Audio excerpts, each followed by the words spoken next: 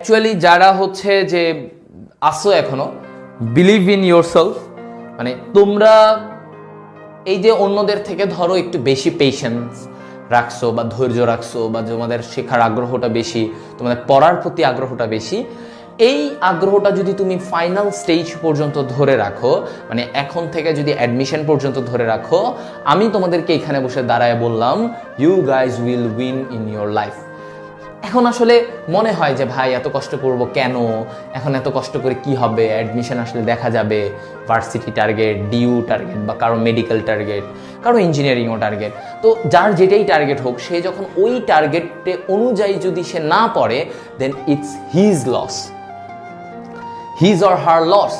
কারণ সে হয়তো ওইটা ভাবছে পরে গিয়ে পড়বে, কিন্তু আসলে পরে গিয়ে যে এত লোড হয় এটা কারো মাথায় থাকে না। So what ever the condition is, তুমি যদি নিজের পড়াটা নিজে কমপ্লিট না করো, নিজের